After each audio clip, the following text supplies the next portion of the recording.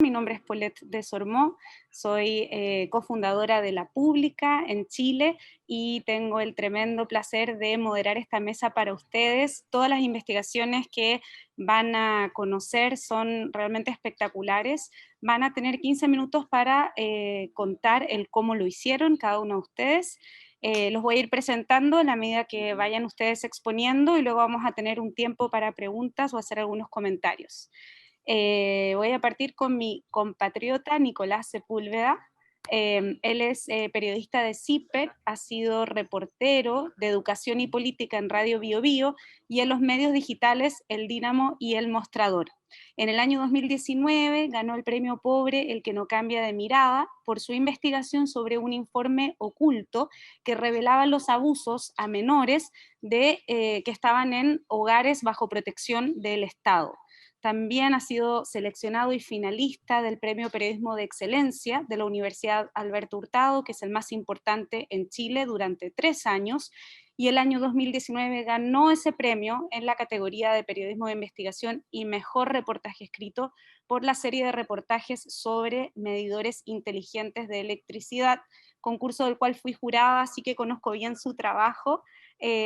Así que nada, gracias por estar con nosotros, Nicolás, y si puedes comenzar con tu presentación. Muchas gracias, Paulette, por la presentación. Saludos a los colegas y a la gente que está conectada. Yo les voy a contar un poco de las investigaciones que hemos realizado en CIPER relacionadas con causas judiciales que están relacionadas con el estallido social o la revuelta social, como también le dicen algunos, que comenzó en octubre de 2019 en Chile y que ha generado un profundo impacto en la política y la sociedad. Se habla incluso en Chile de una nueva era después de ese estallido, se está redactando una nueva constitución, por fin, deben saber un poco de lo que estoy hablando. Nosotros hicimos varios reportajes sobre cómo la justicia ha abordado los casos relacionados con el estallido social o la revuelta de octubre. Por una parte, analizamos las investigaciones contra agentes del Estado acusados de violar los derechos humanos de los ciudadanos que salieron a manifestarse, que ha sido un tema también muy relevante acá, porque desde la dictadura, que no había tantos casos de ciudadanos que acusan violaciones a sus derechos humanos por parte de los carabineros y también de las Fuerzas Armadas, porque recordemos que durante esa revuelta social el presidente Sebastián Piñera sacó al ejército a las calles para intentar controlar las protestas. Solo como contexto, podemos decir que hay más de 400 personas que sufrieron algún tipo de daño ocular, otras que quedaron ciegas por impacto de perdigones disparados por carabineros. Hay cerca de más de 30 muertos durante el contexto de las protestas, ya sean incendios, otros con agentes del Estado. Son todos estos casos que se siguen investigando, por tanto, tampoco hay una verdad judicial y una verdad, digamos, oficial, ¿no?, de esa violación a los derechos humanos. Sí hay varios informes de organismos internacionales como Human Rights Watch, como la ONU y también de Amnistía Internacional, que acusan esta situación de crisis de derechos humanos. Pero también nosotros investigamos las causas de la Fiscalía que acusan a manifestantes por cometer atentados violentos durante estas mismas protestas, ¿no? Ha sido un tema también de mucha relevancia en Chile, porque hay muchas de esas personas que siguen presas. Hay todo un debate respecto a si aplicar o no un indulto a estas personas, y ahí también en el medio de ese debate se cuelan las críticas también al sistema judicial chileno y al acceso a la justicia, ¿no? Por ejemplo, se habla de una justicia desigual entre pobre y rico. Eso lo han analizado varios expertos que han visto también cuáles fueron los motivos del estallido social, ¿no? La percepción ciudadana de que vivimos en una sociedad desigual, no solo por motivos socioeconómicos, sino también, entre otras cosas, por el acceso a la justicia. Voy a partir contándoles un poco de las investigaciones por violación a los derechos humanos. Ahí fue una investigación que realizamos con el periodista Mauricio Weibel, y ahí hubo un hito muy importante, que fue que a inicios de 2021, un reportaje de CIPER mostró que la Fiscalía Nacional había cerrado el 46% de las causas por violación a los derechos humanos cometidas durante el estallido social. Esto significa que eran casi la mitad de las causas abiertas contra agentes del Estado, eran 3.050 casos, que prácticamente no se investigaron y se cerraron sin responsable. Originalmente la Fiscalía abrió 8.581 causas por violación a derechos humanos en ese periodo. Algunas causas fueron reagrupadas, otras siguieron su curso. Y las razones que entregó la Fiscalía para cerrar casi la mitad de esas causas sin responsable es que hubo falta de pruebas y víctimas que no fueron posible ubicar. De esas más de 3.000 causas, 540 de ellas se trataba de causas por violaciones a los derechos humanos contra niños y adolescentes que participaron de una u otra forma en las protestas. Según documentos del Ministerio Público, la Fiscalía, a los que CIPER tuvo acceso, a inicios de 2021 solo había una causa que había resultado con condena en contra de un agente del Estado, un carabinero que durante una protesta del 13 de diciembre de 2019 en Rancagua, una ciudad en la zona centro-sur del país, había disparado una bomba lacrimógena a la cabeza de un manifestante a una distancia de 8 metros y por la espalda ese ciudadano terminó con una fractura grave en su cráneo y hospitalizado. Y eso no fue ese tipo de situaciones donde las bombas lacrimógenas se utilizaron como proyectiles por parte de Carabineros, no fue algo tan inusual. Hay un caso emblemático durante la revuelta que en Santiago, el caso de Fabiola Campillay, donde ella era una obrera que iba camino a su trabajo en una fábrica de comida en la zona sur de Santiago, se cruzó un sector donde había una protesta y recibió en su cara, en su cráneo, una bomba lacrimógena también disparada por Carabineros, que la dejó ciega y sin los sentidos del gusto y del olfato. Y ahí solo un dato para mostrarles el impacto que han tenido estos casos en la sociedad chilena, porque Fabiola Campillay acaba de ser electa como senadora independiente por la región metropolitana, fue la senadora que obtuvo más votos durante las recientes elecciones parlamentarias y desde marzo próximo va a ser una senadora de la República.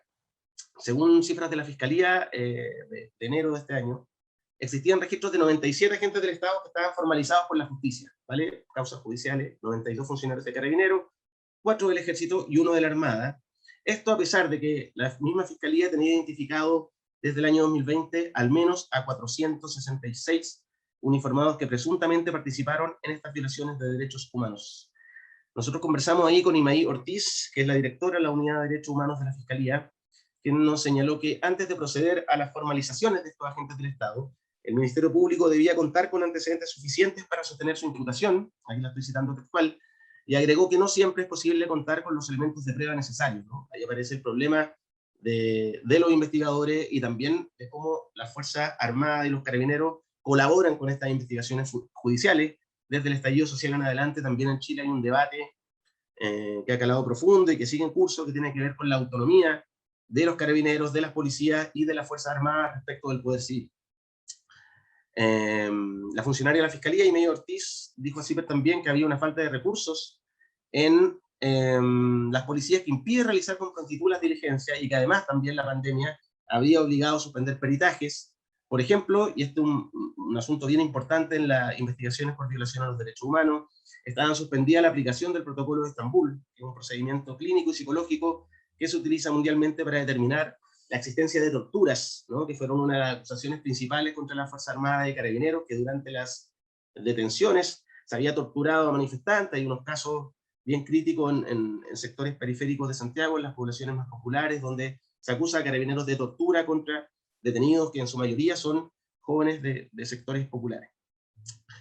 Y también esto se suma a lo que detectamos en varias investigaciones sobre casos de violación a los derechos humanos. Colette también esto lo ha investigado, lo conoce bien. Los casos de uniformados que realizaron pactos de silencio para tapar sus responsabilidades y evitar entregar antecedentes a la justicia, y así no ponerle un manto de impunidad a los casos que algunos de ellos dicen se tratan de excesos, otros dicen que hubo una crisis sistemática y masiva de violación a los derechos humanos.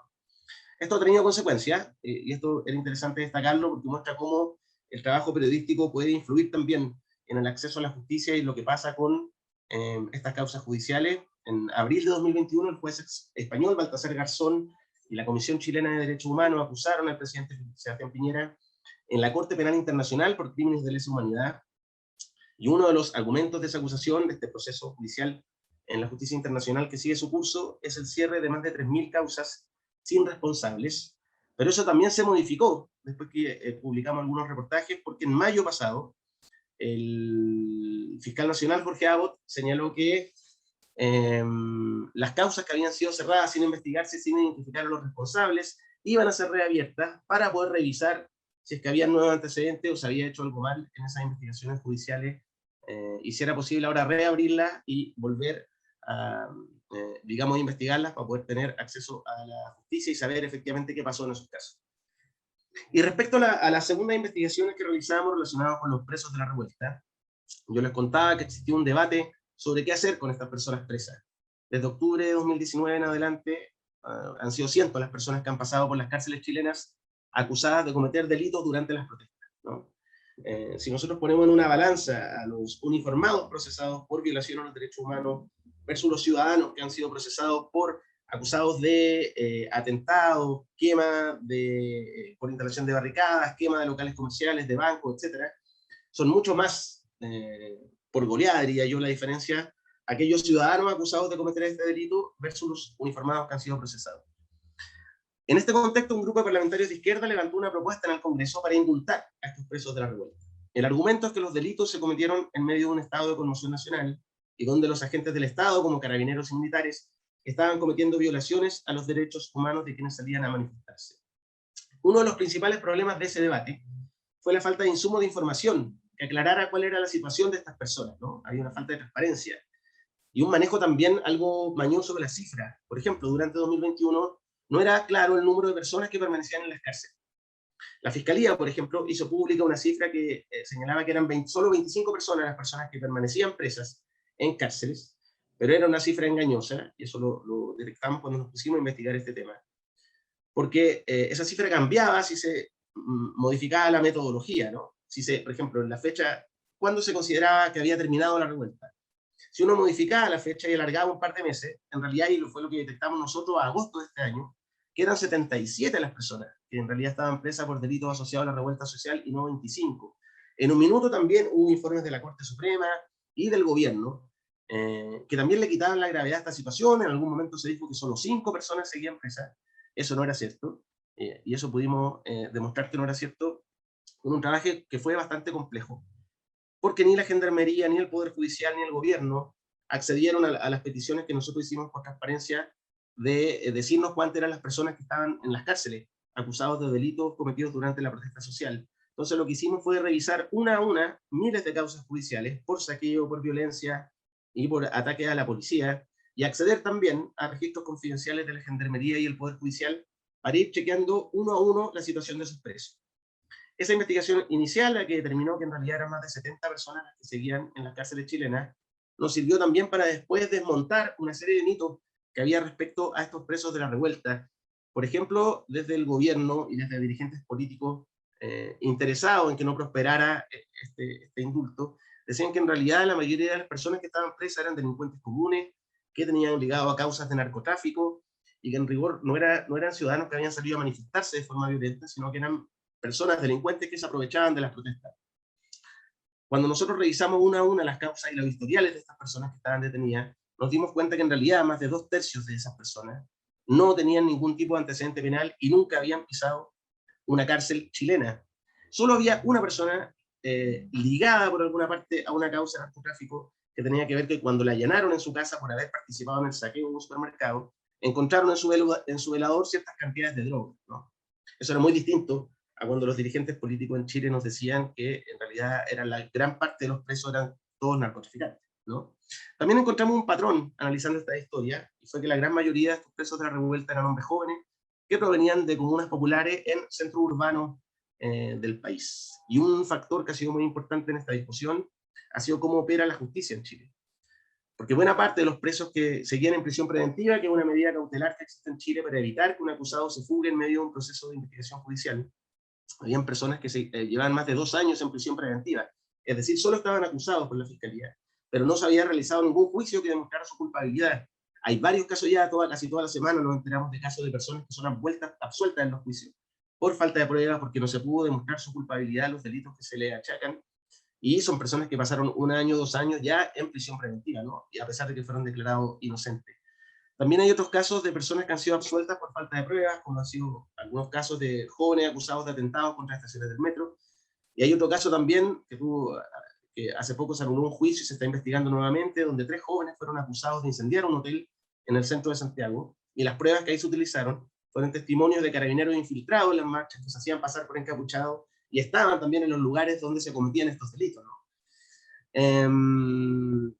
Una última investigación que realizamos sobre estos casos de presos de la revuelta, pusimos el foco en los casos de niños y adolescentes que han estado presos, acusados de cometer delitos durante las protestas. Son varios casos. Nosotros hicimos un zoom y viajamos a la ciudad de Antofagasta, que está en el norte de Chile, porque eran casi puras historias de niños que han pasado por el Servicio Nacional de Menores, el CENAME, que es el organismo estatal encargado de velar por la seguridad y el bienestar de los niños y jóvenes que son abandonados por sus familias, que viven en la calle, o que sus padres simplemente no pueden hacerse cargo de ello. El CENAME viene en crisis desde hace años. también fue, esa crisis fue una de las causas del estallido social, porque cada cierto tiempo la sociedad chilena se impacta cuando conocen casos de niños torturados o abusados sexualmente, niños que mueren. Hay más de 1000 niños que han muerto en estos hogares del Sename. Y hasta ahora no se ve que haya una solución total a pesar del impacto que hay ahí. Entonces lo que hicimos fue recoger historias como en Antofagasta, una historia en particular que nos conmovió, que la historia lo vamos a llamar J porque es un menor de edad. Se trata de un niño que desde los 8 años ha vivido en la calle, donde los protocolos de protección del Estado para menores de edad nunca funcionaron. Es un joven, fue un niño que estuvo en hogares del Sename, que se fugó, que nunca nadie lo buscó. Encontramos algunas causas judiciales donde una jueza pedía buscarlo, y a los 3 meses todos los organismos competentes a cargo de rescatar a ese niño que estaba viviendo en la calle, que estaba siendo obligado a delinquir, que estaba drogándose desde los 10 años, en realidad nadie lo había buscado, nadie lo había encontrado. Y pasan 8 o 10 años, ahora J tenía 16 años durante el estallido social, y Carabineros lo detuvo y lo acusan de quemar un ferrocarril, propiedad del grupo Luxic en Antofagasta. Los Luxic es la familia de empresarios más poderosa del país, dueña de mineras, de empresas agrícolas, de uno de los canales de televisión más importantes de Chile y también de radio y empresas navieras. J lleva más de un año preso en un recinto del Sename especialmente destinado a jóvenes, adolescentes que han cometido algún tipo de delito. Y durante ese periodo nosotros accedimos a la acta de la estancia de J en ese hogar del Sename. Lo que encontramos es bien impactante. J bebió alcohol gel con Coca-Cola, por ejemplo, para embriagarse, nulo control respecto a lo que hacen los menores de edad ahí. Robó medicamentos psiquiátricos para evadirse, fue golpeado, hostigado por sus compañeros, le orinaron la cama, lo orinaron a él, lo despertaron con golpes de pene en la cara, lo intentaron obligar a practicarle sexo oral a otro adolescente. J se cortó los brazos, se mordió los dedos hasta sangrar, intentó colgarse varias veces y se realizó cortes profundos en las muñecas y las piernas con pedazos de un tubo fluorescente. Y justo antes de que nosotros publicáramos este reportaje, terminó internado en un hospital regional con más de 20 puntos de sutura y según un psiquiatra en colapso total y en riesgo vital por este tercer intento de suicidio que había tenido dentro de este hogar del Sename. Este caso yo creo que ilustra uno de los mayores fracasos del Estado y por eso nos interesó investigar estos casos y dedicar tiempo a estas situaciones, porque también esta crisis del Sename, como yo les decía, ha sido un origen de las protestas de octubre de 2019, porque desde hace años la sociedad se impacta, yo les decía, con estos casos de niños y adolescentes muertos, abusados y torturados en nuestros hogares que dependen directamente del Estado, y que ahora cuando uno mira estos niños jóvenes que están presos por protestas durante el estallido social, uno también le puede hacer sentido, ¿no? Como son los niños más abandonados, los más vulnerables, los que nadie le ha puesto atención, invertido los recursos necesarios, y que ahora vienen, y claro, cuando uno discute esto, dice, ¿qué esperan? Que esos niños protesten como cívicamente, o que vayan a un cabildo ciudadano a opinar de política. Son jóvenes que han vivido en la calle desde niños, ¿no? No hay cultura cívica. Ellos vienen, cuando protestan, queman las cosas, ¿no? Como sociedad tampoco hay mucho que le hayamos enseñado de cultura cívica. Entonces ahí también como sociedad, ¿cómo nos hacemos responsables de esa crisis? Eso es, Paulette, en resumen y a grosso modo lo que hemos investigado respecto a causas judiciales asociadas al estallido social. Super, muchas gracias y muchas gracias por tu trabajo y el de tus colegas en CIPER, porque la verdad es que la cobertura que han hecho de los abusos a derechos humanos ha sido un muy buen aporte y revelador en el país. Voy a seguir con Efraín Zuc, ¿está bien dicho, Efraín? Sí, sí.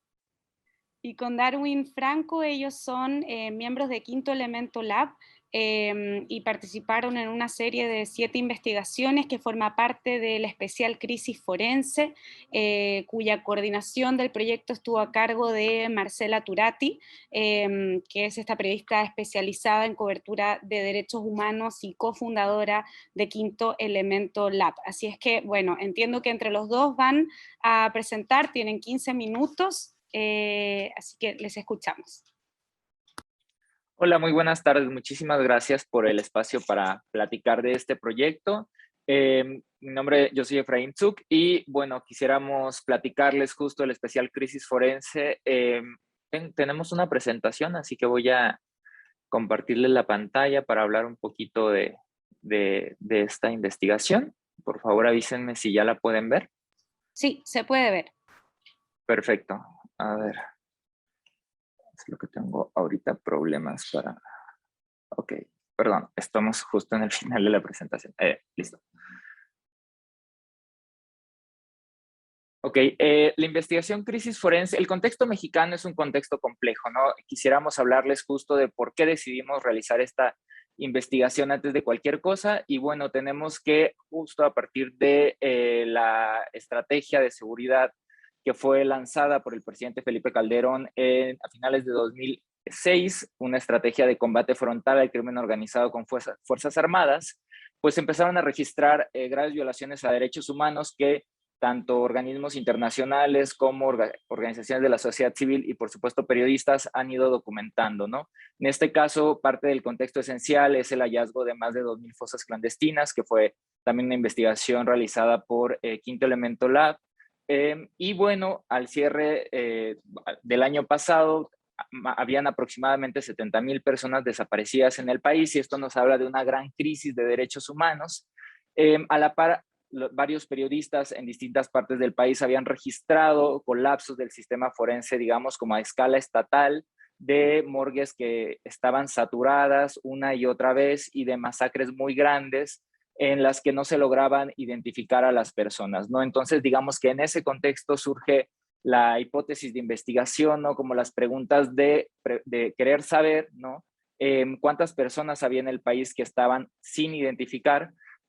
Claramente porque digamos, las madres de personas desaparecidas de manera frecuente acuden a las morgues tratando de buscar pistas, a ver si pueden encontrar tal vez allá a sus hijos o hijas, ¿no? Hay muchas madres que están realizando búsquedas en vida, pero también hay otras que han decidido, digamos, investigar y escrutar en los archivos forenses. Entonces, de ahí sale el especial crisis forense. Hasta ese momento no había ninguna cifra de cuerpos no identificados en el país, ninguna autoridad había determinado cuál era la magnitud de esta gran problemática, a pesar de que con la llegada del presidente Andrés Manuel López Obrador en 2018, a finales de 2018, digamos, había un reconocimiento de la misma, ¿no?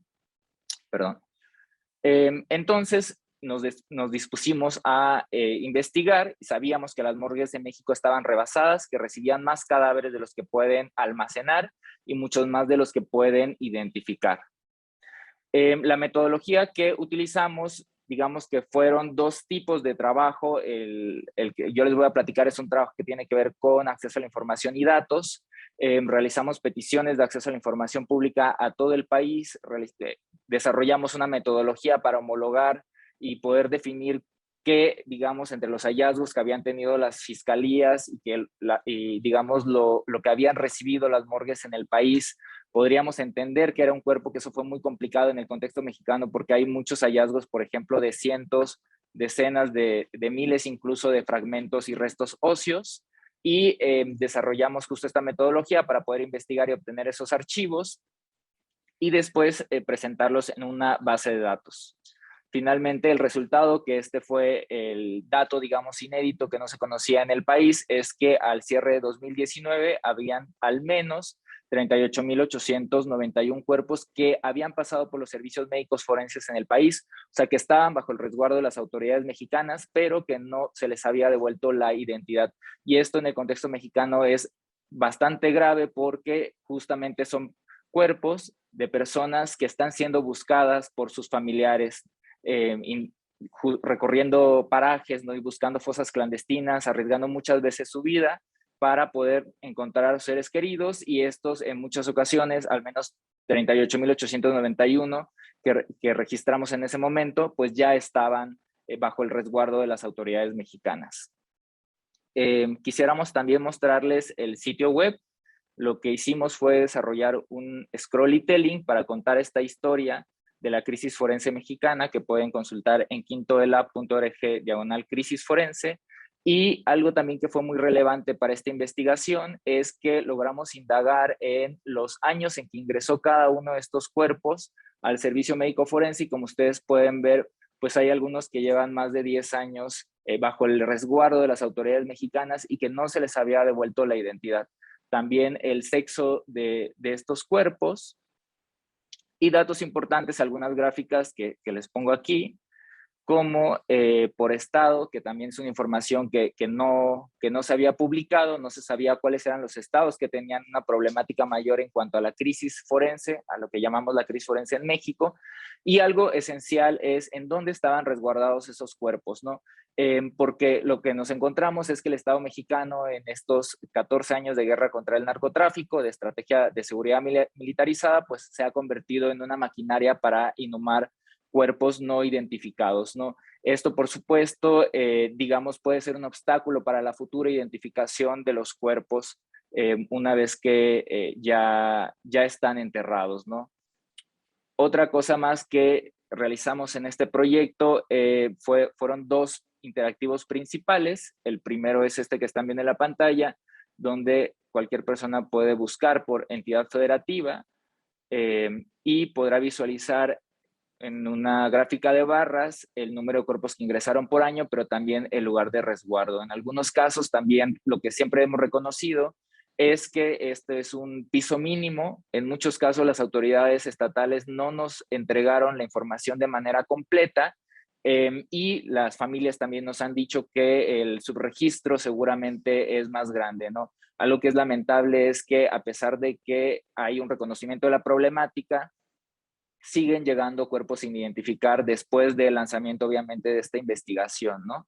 Y finalmente, para pasarle la palabra a mi colega Darwin, también pusimos a disposición del público, de cualquier persona que quisiera conocer este proyecto, una base de datos interactiva donde la gente puede buscar por año, por estado, por sexo, por lugar de resguardo, pero al mismo tiempo hay un buscador de palabra clave, de tal forma que se puede poner, por ejemplo, carretera, y en la base de datos que logramos crear, pues también aparecerán los registros que en alguna de sus columnas menciona la palabra carreta. Bueno, aquí puse carreta, pero bueno, si ponen carretera, etcétera, ¿no? Entonces, básicamente ese fue el trabajo que hicimos en Quinto Elemento Lab y a dónde van los desaparecidos en términos de datos, y le cedo la palabra a mi colega Darwin para que hable de las historias. Muchísimas gracias, Efra.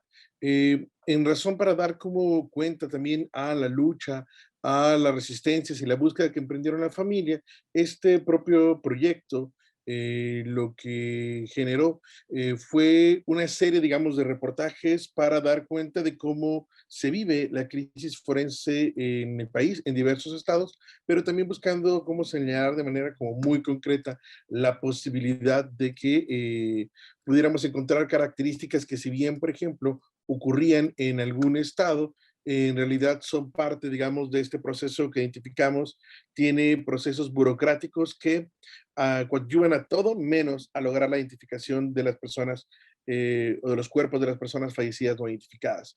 En el sitio podrán encontrar cada uno de estos reportajes. Hay un reportaje central elaborado por Marcela Turate y Efra, quien acaban de escuchar, donde damos cuenta de cómo es que el país ha sido rebasado por esta crisis que actualmente se ha ido incrementando. Y podremos también ver algunos reportajes de cada uno de los estados, Jalisco, Durango, Coahuila, donde lo que encontramos son momentos terribles dentro del marco de esta crisis forense, como en el caso de Jalisco, donde un contenedor con 274 cuerpos de personas fallecidas no identificadas deambuló en la ciudad porque el Estado no sabía dónde colocarlo en condiciones que propiciaron la descomposición acelerada de muchas de estas personas que se encontraban ahí hacinadas tras haber sido localizadas con vida. Encontramos también, como en este texto de Paco Rodríguez, una historia donde no solo hay problemas de subregistro, como mencionó Efra, sino también no hay un registro adecuado una vez que cada uno de estos cuerpos ingresan a los servicios médicos forenses, de tal manera que, por ejemplo, la burocracia amenaza fuertemente en desaparecer a las personas, ¿no? Una vez más dentro de las instalaciones, sobre todo porque, como podrán ver en esta historia, muchas veces no saben dónde inhumaron el cuerpo, ¿no? O no tienen un registro, o hay historias también terribles donde resulta que un cuerpo que correspondía a una persona lo entregaron a otra familia, etcétera. También podemos ver cómo no todos los estados en México tienen las mismas capacidades forenses para atender esta problemática y hay estados donde, como Sinaloa, donde los servicios médicos forenses suplen esta labor del Estado y generan, digamos, también otras condiciones que enmarcan esta crisis forense. Un elemento que también es como muy importante, que lo retrata muy bien Mónica Cervón, es el proceso de revictimización y tortura, ¿no? Emocional y psicológica que tienen que experimentar constantemente quienes buscan a un ser que ha desaparecido, porque son sometidas a mirar miles de fotografías, ¿no? Forenses, que en algunos casos mirarán cuerpos completos, pero dada la maquinaria de violencia que opera en el país, muchas veces terminan viendo fragmentos de, ¿no? Y esto, ¿qué es lo que implica para una madre buscadora, ¿no? También podemos ver que el problema, digamos, de estas fosas clandestinas, a lo mejor en el imaginario o en la percepción social, tenemos al crimen organizado como quien genera estas fosas, pero también este reportaje da cuenta de las fosas del Estado, ¿no? De estas grandes fosas comunes que construye y que ha generado para, digamos, salir al paso a esta problemática, pero donde no solo hay descontrol, sino que incluso las propias maquinarias utilizadas para generar estas o para hacer las posteriores, digamos, exhumaciones, pues terminan por desmembrar, como menciona este reportaje, pues algunos de estos cuerpos, pero también permite, digamos, generar condiciones que no preservan la propia identidad o no generan las condiciones para preservar cada uno de estos cuerpos y donde se confunden registros, donde hay una sinfín de problemáticas que de manera general en estos reportajes lo que podrán ver son no la historia particular de cada uno de los estados, sino partes de la historia de cómo la administración que genera el estado de estas personas fallecidas se da como si se tratasen solo de objetos, ¿no? Y no de personas, ¿no? Que requieren ser respetadas en cuanto a su dignidad y sobre todo se les tendría que garantizar ¿no? Identificación, verdad y sobre todo justicia. Esto forma parte, digamos, de un trabajo que fue elaborado por un gran equipo de investigación que estuvo bajo la coordinación de Marcela Turati, ¿no? Efraín, que explicó en su momento como toda esta parte fundamental del trabajo con la solicitud de transparencia, con la información gubernamental para poder dimensionar por primera vez, digamos, cuántas personas fallecidas no identificadas hay en el país. Ahora esfuerzos de los propios colectivos de madres buscadoras señalan que hay por lo menos 55,000 cuerpos de personas fallecidas no identificadas. Y bueno, esta es una serie de reportajes donde, bueno, ahorita los podrán como ver, de compañeros que bajo la tutela de Marcela Turati nos conjuntamos para realizar esta investigación que tiene un trabajo de visualización muy importante, pero sobre todo cuenta también con la voz, con la perspectiva de las familias que en su momento para la elaboración de cada uno de estos textos nos brindaron el testimonio de lo que para ellas ha implicado realizar estas búsquedas forenses y sobre todo también da cuenta de la capacidad que estas mismas madres han desarrollado para volverse peritas forenses, antropólogas forenses, ¿no? No solo en el sentido de buscar fosas clandestinas, como lo pueden ver en otras partes fuera de México, sino también para saber y llevar registros forenses para que justamente el Estado no termine por desaparecer a las personas que previamente ya habían sido desaparecidas. Y esto forma parte, insisto, de este trabajo denominado Crisis Forense, que podrán ustedes consultar en la página de Quinto Elemento Lab o Quinto Elemento de Crisis Forense. Muchas gracias, Darwin y Efraín. Es un trabajo, bueno, sin duda escalofriante. Solo puedo imaginar lo difícil que debe haber sido reportearlo, conversar con las personas, no descubrir estas cifras horrorosas y lo importante que ha sido poder exponer, ¿cierto? Esas historias, dejar como un registro para la justicia, pero también para la memoria. Así que un trabajo increíble ahí liderado por Marcela. Voy a presentar ahora a James Alberti, es un gran honor.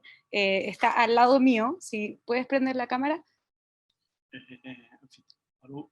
Dice que no le permite prender la cámara. Bueno, por mientras está aquí a mi lado, en Montevideo, por mientras lo voy a presentar. Él es productor reportero del programa dominical Fantástico de TV Globo en Río de Janeiro desde 2017 y es autor de la serie Diarios Secretos, que investigó los desvíos de millones de dólares por parte de la Asamblea Legislativa de Paraná, utilizando funcionarios fantasmas, niños y muertos. Y esa serie ganó el Gran Premio de Periodismo ESO, que es el más importante de Brasil, el Premio Tim López de Periodismo de Investigación, el Global Shining Light Awards de GIGN y el Premio IPIS del Instituto Prensa y Sociedad. ha ganado un montón de premios, es un reportero muy reconocido por lograr ganar la confianza de las fuentes que le entregan información y le confían sus historias, y bueno, es un honor presentarlo porque anoche ha ganado aquí en Montevideo el Premio Latinoamericano de Periodismo de Investigación Javier Valdés. Dio un discurso muy conmovedor y bueno, ahora nos va a contar en 15 minutos su trabajo de registro fotográfico de las personas injustamente arrestadas, donde pudo dar cuenta visualmente que más del 80% de ellos eran afrodescendientes. James. Obrigado, Paulette, pela amável apresentação. Parabéns aos colegas aí pelos trabalhos, excelentes trabalhos, realmente. Eu gostaria aqui de compartilhar minha tela, por favor. Vamos ver se eu consigo. ¿Cuál es de esos dos? Ese. Y compartir. Certo? Sí, perfecto.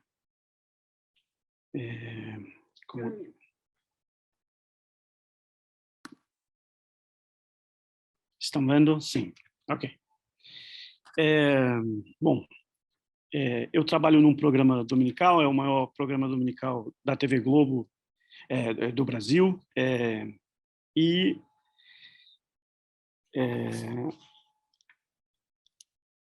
nós percebemos, esse trabalho ele começou quando nós percebemos nos jornais notícias frequentes, mas que mostravam casos que pareciam pontuais, que pareciam casos isolados, de pessoas que estavam sendo presas com base em reconhecimentos fotográficos. Eram, de modo geral, jovens, pessoas negras e pobres. Nós começamos, então, a analisar esses casos, eu e um companheiro, um colega de trabalho chamado Pedro Rockenbach, que é produtor, assim como eu, para tentar compreender qual era a causa dessas prisões, né? E nós percebemos, na verdade, que era um problema não isolado, mas um problema conjuntural, um problema que mostrava o que se chama de um racismo estrutural da justiça brasileira,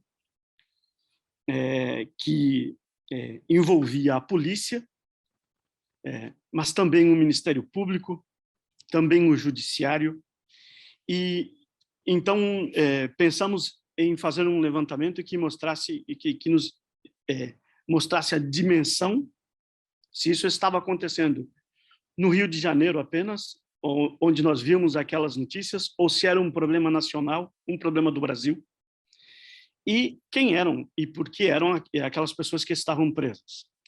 Então, procuramos, e aí tinha um problema, o problema era descobrir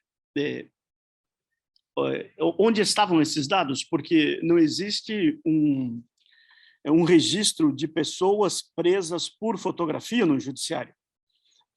Então, procuramos as defensorias públicas, porque as defensorias, quando têm sucesso, registram que conseguiram absolver alguém de um processo. Então, nós tínhamos um levantamento dos inocentes presos. Quais eram as pessoas que tinham ficado presas e que tinham sido inocentadas. E aqui tem uma questão muito importante, que é uma questão dramática, porque nós não sabemos quantas pessoas neste momento estão presas, de fato, estão no cárcere, pelo reconhecimento fotográfico no Brasil. O que nós sabemos são quantas pessoas que foram presas, ficaram em média 9 meses presas e foram inocentadas. Nós temos um levantamento aqui dos inocentes, mas não dos que estão presos, porque muitos certamente não tiveram a sorte de serem inocentados. Então, nós fizemos um levantamento que demonstrou que em 10 estados brasileiros existiam pessoas que tinham sido presas por reconhecimento fotográfico, o maior problema, o maior número de prisões se dava no Rio de Janeiro. No Rio de Janeiro existe, por conta do domínio territorial do tráfico de drogas e das milícias, uma dificuldade muito grande de atuação, vamos dizer assim, do judiciário e das próprias defensorias, mas ali estava o maior número de jovens, homens e mulheres, que tinham sido presas por reconhecimento fotográfico. E esse levantamento nos permitiu também verificar que 83% desses presos eram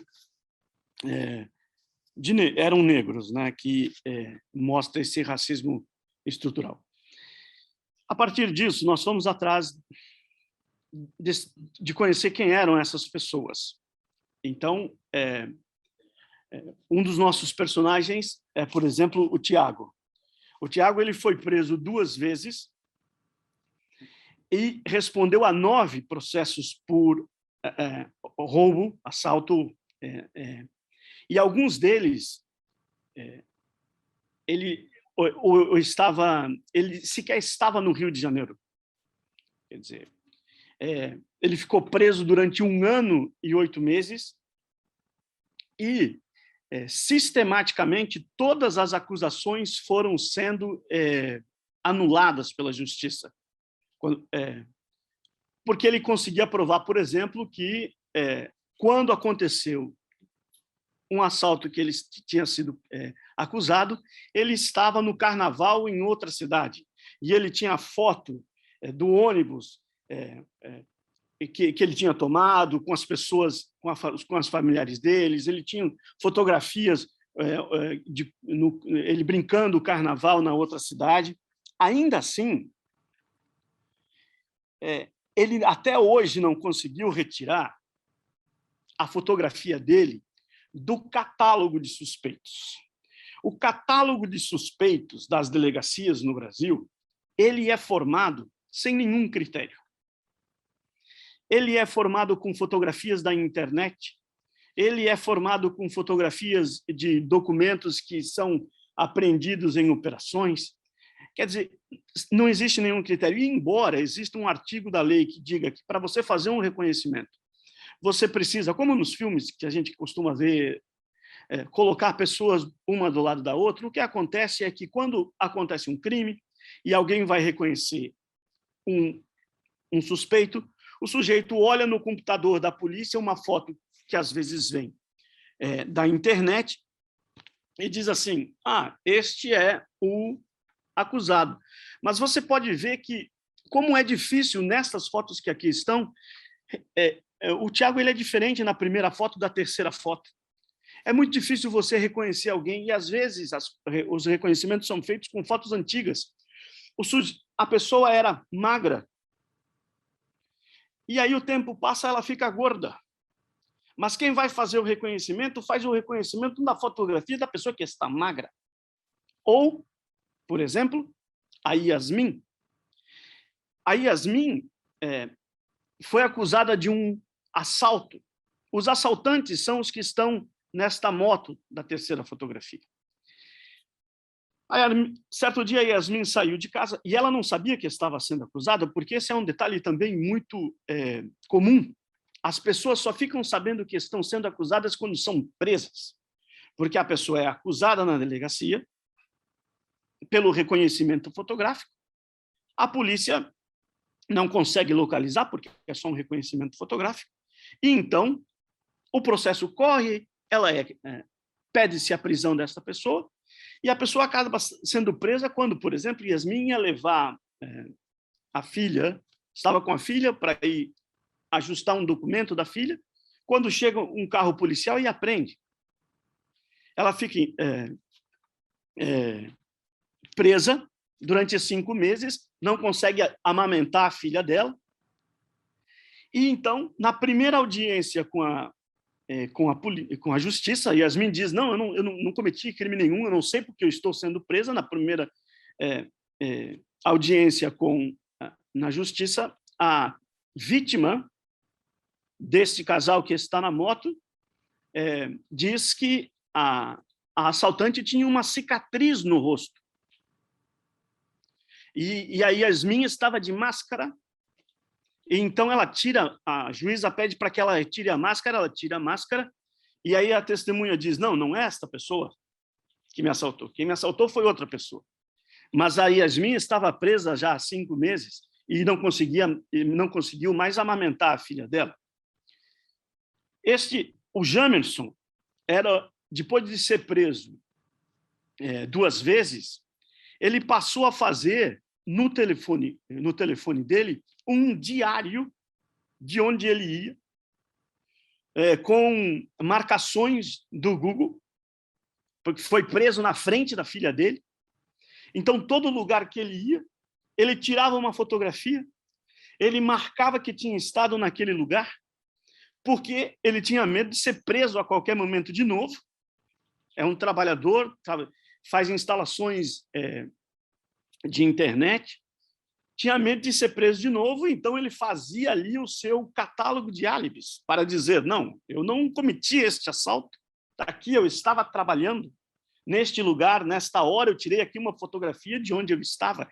E ele fazia isso o tempo todo, o dia inteiro, todos os dias, registrando passo a passo, por GPS, onde ele tinha estado. E aqui nós temos um exemplo daquele problema que nos leva a constatação, triste constatação, de que nós não sabemos quantas pessoas estão presas neste momento no Brasil por causa do reconhecimento fotográfico. Porque o Ângelo Gustavo, ele entra na nossa reportagem, mas ele está fora do nosso levantamento, vamos dizer assim, porque ele foi condenado 2 vezes, em primeira e em segunda instância. Ele não era um inocentado pelas defensorias, mas ele foi objeto de uma campanha da OAB do Brasil e ingressou na nossa reportagem porque, no dia, ele foi acusado de um assalto. 6 assaltantes roubaram um carro com mão armada, e ele foi acusado de ser um desses assaltantes. Mas, na hora do assalto, ele estava no enterro de um amigo dele. E tinham várias testemunhas de que ele estava... Na verdade, não era um enterro, era a missa, uma cerimônia, uma missa de 7º dia do enterro de um amigo. E ele estava nesta cerimônia. E esses testemunhos não foram suficientes para impedir que ele fosse condenado em primeira e fosse condenado em segunda instância. E como é que ele foi parar neste processo? Ele foi parar neste processo porque a vítima olhou no Facebook as fotografias de uma pessoa que a polícia apontou como suspeito do crime. E, ao olhar o Facebook, ele viu uma curtida, estava lá o Gustavo, citado, e ele foi na delegacia e falou, este foi a pessoa que me assaltou. Gustavo foi, então, preso e condenado 2 vezes. Eu vou correr porque vou mostrar aqui as consequências do nosso trabalho. O Conselho Nacional de Justiça formou um grupo de especialistas para fazer uma regulamentação sobre reconhecimento fotográfico no Brasil. Depois da reportagem, 3 projetos foram encaminhados para o Congresso Brasileiro, e um deles foi aprovado, proibindo que pessoas sejam presas por reconhecimento, com uma única prova ou reconhecimento fotográfico no Brasil. Na justificativa desse projeto, o senador cita, inclusive, a reportagem do Fantástico. E, um ano depois de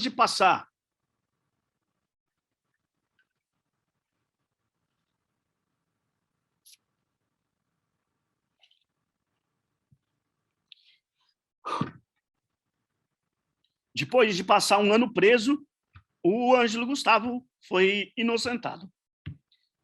Gracias, mis compañeros.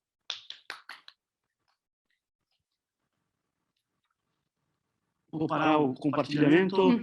Oye, muchas gracias, James. Ahí sí. Impresionante el trabajo también, ese impacto en la vida directa de las personas. Siento tu emoción y creo que eso comparten todos los trabajos de esta mesa.